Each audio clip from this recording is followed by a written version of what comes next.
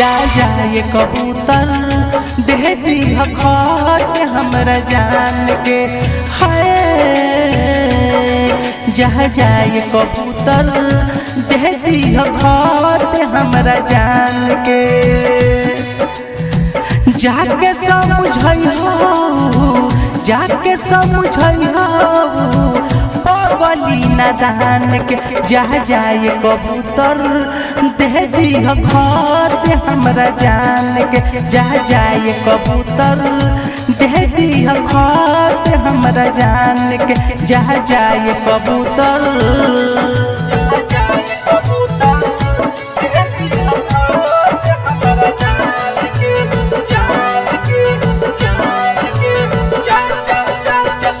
देखली हबारी कना हाल में जियत हो।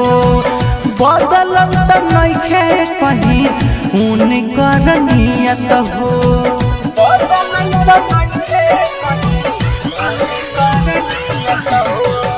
देखली हबारी कना हाल में जियत हो। बदलल त नइखे कहीं उनकर नियत हो। खबर लिया तू खबर लिया तू जहाँ होइए छान के। जा जाए कबूतर दे दी खत हमरा जान के। जा जाए कबूतर दे दी खत हमरा जान के। जा जाए कबूतर।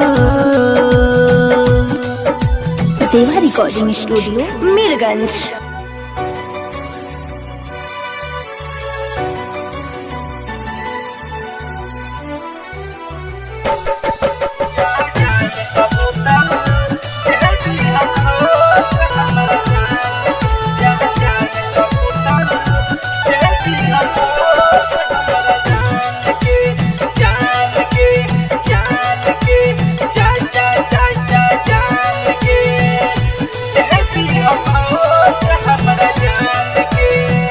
प्यार के ये में दास्तान बात लिखल हो। बहुत कुछ बानी हम उनका से सीखल हो।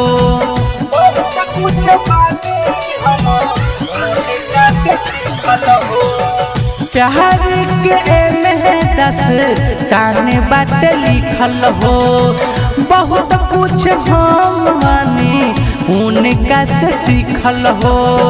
कही है इमाम हो दिन कही हो प्रभु अब छोड़ ले जहान के। जा जाए कबूतर दे दी खत हमरा जान के।